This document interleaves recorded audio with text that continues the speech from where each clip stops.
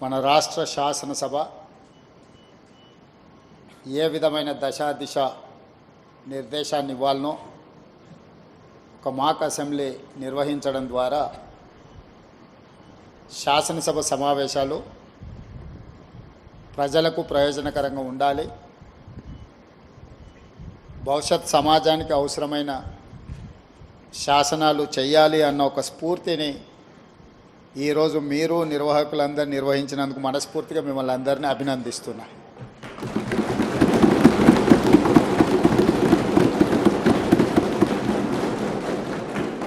నాకు తెలిసి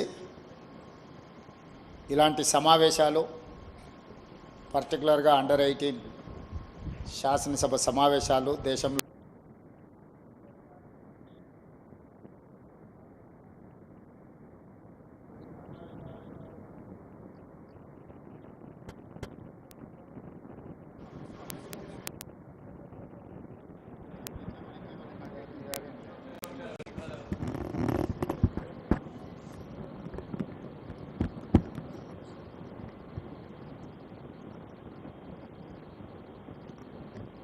ఇలాంటి సమావేశాలు మన సమాజానికి చాలా అవసరం.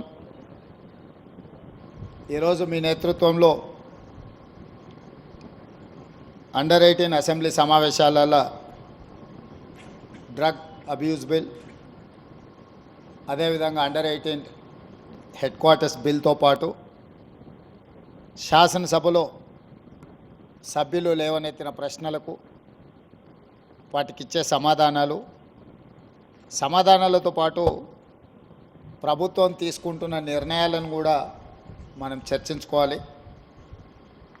ప్రతిపక్షాలకు ప్రశ్న అడగడం, ప్రభుత్వాన్ని నిలదీయడం అనేది వాళ్ళ బాధ్యత. ప్రజాస్వామ్యంలో speaker right hand side treasury benches ఉంటాయి, left hand side opposition benches ఉంటాయి. Leader of opposition, leader of the house ఇద్దరికీ ఈక్వల్ ఆపర్చునిటీస్ ఉంటాయి. Leader of the opposition issues లేవనెత్తడానికి ఎప్పుడైనా వారు చేయెత్తినప్పుడు స్పీకర్ గారు వారికి మాట్లాడడానికి, ప్రశ్నించడానికి అవకాశం ఇవ్వాలి. అదే సందర్భంలో లీడర్ ఆఫ్ ద హౌస్ బాధ్యతాయుతంగా ప్రభుత్వం యొక్క విధానాలను చెప్పాలి.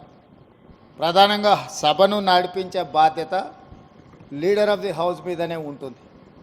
శాసనసభ సమావేశాలను ఎప్పుడైనా బాధ్యతాయుతంగా నిర్వర్తించడం అనేది ప్రభుత్వం యొక్క బాధ్యత. ప్రభుత్వం చేసే నిర్ణయాలను ప్రజలకు చేరవేయడానికి ఇది ఒక మంచి వేదిక. కాబట్టి ఎప్పుడు కూడా ప్రతిపక్షాలు ఒకవేళ సమస్యల తీవ్రతను బట్టి నిరసన తెలిపినా, ఆందోళన చేసినా కూడా ప్రభుత్వం సమన్వయంతో సమస్యలకు సరైన సమాధానం చెప్పుకుంటూ ప్రతిపక్షాలను సమన్వయం చేసుకొని సభను నడిపించడానికి చూడాలి.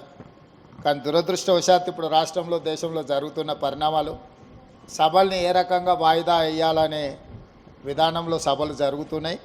కానీ మీ అండర్ 18 ఒక మంచి స్ఫూర్తిని, ప్రశ్నించే విధానము, జవాబు చెప్పే బాధ్యత, ఈ రెండింటిని కూడా స్ఫూర్తిదాయకంగా నిర్వహించినందుకు మిమ్మల్ని అందరినీ కూడా మనస్ఫూర్తిగా అభినందిస్తున్నా.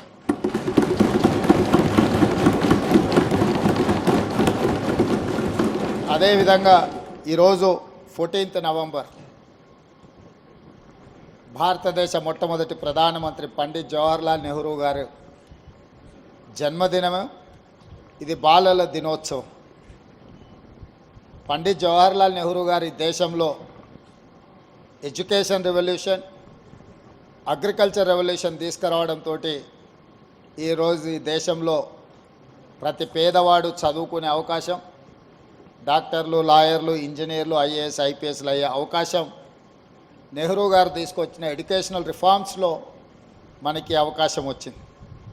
వారి వారసత్వాన్ని కొనసాగిస్తూ శ్రీమతి సోనియా గాంధీ గారు యూపీఏ చైర్పర్సన్గా ఉన్నప్పుడు రైట్ టు ఎడ్యుకేషన్ యాక్ట్ తీసుకురావడం ద్వారా ప్రతి వాళ్ళు చదువుకోవాలి, అది వాళ్ళ ప్రాథమిక హక్కు అని చెప్పి చట్టాన్ని తీసుకొచ్చి ఈ దేశంలో విద్యను ఖచ్చితంగా అమలు చేయడానికి సోనియా గాంధీ గారు, మన్మోహన్ సింగ్ గారు తీసుకున్న నిర్ణయాలు మనకెంతో ఉపయోగపడ్డాయి. ఈరోజు మీ సభలో ఈరోజు ఇక్కడ జరుగుతున్న చర్చలో డ్రగ్ అబ్యూస్ బిల్తో పాటు హెడ్ క్వార్టర్స్ అండర్ 18 బిల్తో పాటు ఇప్పుడు శాసనసభకు పోటీ చేయాలంటే 25 సంవత్సరాలు నిబంధన ఉన్నది. గతంలో ఓటు హక్కు 21 సంవత్సరం ఉంటే రాజీవ్ గాంధీ గారు ఈ ఓటు హక్కును యువతకు అందుబాటులోకి తీసుకురావాలని 18 సంవత్సరాల వయసు నిండిన వాళ్ళందరికీ ఈరోజు ఓటు హక్కు వచ్చింది. అండర్ 18 మీరు 18 కంప్లీట్ చేసుకున్నప్పుడు మీకు వచ్చే ఓటు హక్కును భారత ప్రధానమంత్రి రాజీవ్ గాంధీ గారు ఉన్నప్పుడు చట్టాన్ని రాజ్యాంగాన్ని సవరించి 21 ఇయర్స్ నుంచి 18 ఇయర్స్కు తీసుకొచ్చిన సంగతి మీ ద్వారా 18 ఇయర్స్ కంప్లీట్ చేసుకున్న మొట్టమొదటిసారి ఓటు వేయబోతున్న ప్రతి విద్యార్థులకు విద్యార్థినులకు నేను గుర్తు చేయదలుచుకున్నా. ఈరోజు ఓటు హక్కు ఓటు వినియోగించుకున్నప్పుడు మీకు ఆ హక్కు ఏ ప్రధానమంత్రి ఇచ్చిండ్రో కూడా మీకు తెలిసి ఉండాలి. అదేవిధంగా ఇంకొక బిల్లును కూడా ఇంకొక సూచన కూడా 21 సంవత్సరం నుంచి 18 సంవత్సరాలకు ఓటు హక్కును తగ్గించుకున్నప్పుడు ఎన్నికల్లో శాసనసభ పోటీ చేయడానికి 25 సంవత్సరాల నిబంధన ఉన్నది. ఈ నిబంధనను కూడా సవరించుకొని 21 సంవత్సరాలు పూర్తి చేసుకున్న వాళ్ళు శాసనసభకు పోటీ చేయడానికి అవకాశం కల్పిస్తే, చట్టాన్ని సవరిస్తే యంగర్ జనరేషను శాసనసభలో రిప్రజెంట్ చేయడానికి అవకాశం ఉంటుంది. ఈరోజు 21 ఇయర్స్ కంప్లీట్ చేసుకున్న వాళ్ళు ఐఏఎస్లు ఐపీఎస్లు అయి జిల్లా అధికారులుగా పనిచేస్తున్నప్పుడు 21 సంవత్సరాలు పూర్తి చేసుకున్న వాళ్ళు శాసనసభ్యులు కూడా రాణిస్తారని చెప్పి నేను బలంగా విశ్వసిస్తున్నా, నమ్ముతున్నా. మీ రెజల్యూషన్స్లో తీర్మానం చేసి మీరందరూ భారతదేశ రాష్ట్రపతికి ప్రధానమంత్రి గారికి ఈ తీర్మానాన్ని పంపవలసిందిగా స్పీకర్ గారికి నేను విజ్ఞప్తి చేస్తున్నా.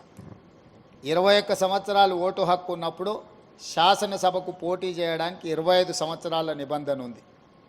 ఓటు హక్కు 18 సంవత్సరాలకు తగ్గించినప్పుడు 25 సంవత్సరాలకు పోటీ చేసే నిబంధనను 21 సంవత్సరాలకు తగ్గించడం ద్వారా యువతకు మరింత ప్రాతినిధ్యము చట్టసభలల్లో ముఖ్యంగా శాసనసభలో అవకాశం కల్పిస్తే మీ యువతకు అవసరాలు ఏముంటాయి, ఆ స్పోర్ట్స్ రిలేటెడా, ఎడ్యుకేషన్ రిలేటెడా, ఎంప్లాయ్మెంట్ రిలేటెడా, మిగతా ఇష్యూస్ని అన్నిటిని కూడా సభలో చర్చించడానికి అవకాశం ఉంటుంది. కాబట్టి ఈ రెజల్యూషన్ కూడా ఈ మాక్ అసెంబ్లీలో పాస్ చేసి మీరు ఈ సభను జరిపిన విధానాన్ని, ఈ సభలో చేసిన తీర్మానాలను రాష్ట్రపతికి పంపిస్తే తప్పకుండా వచ్చే పార్లమెంట్ సమావేశాల్లో ఈ అంశాన్ని ప్రస్తావించాల్సిందిగా ఈ తెలంగాణ నుంచి ప్రాతినిధ్యం వస్తున్న పార్లమెంట్ సభ్యులకు కూడా మీరు ఈ లేఖ ఇవ్వండి. తప్పకుండా పార్లమెంట్లో వాళ్ళు లేవనెత్తడానికి అవకాశం వస్తుంది అని సూచన చేస్తూ ఇంత మంచి సమావేశాన్ని ఏర్పాటు చేసి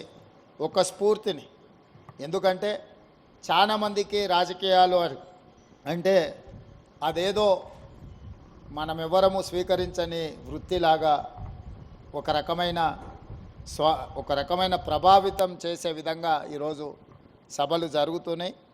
మీరందరూ చేసిన ఈ ప్రయత్నం, ఇందులో నుంచి తప్పకుండా మీలో కొందరైనా శాసనసభకు రావాలని, రాజకీయాలలో మీరు రాజకీయాలను వృత్తిగా ఎంచుకోవాలని మీ అందరికీ సూచన చేస్తూ మీ అందరి దగ్గర సెలవు తీసుకుంటున్నాను.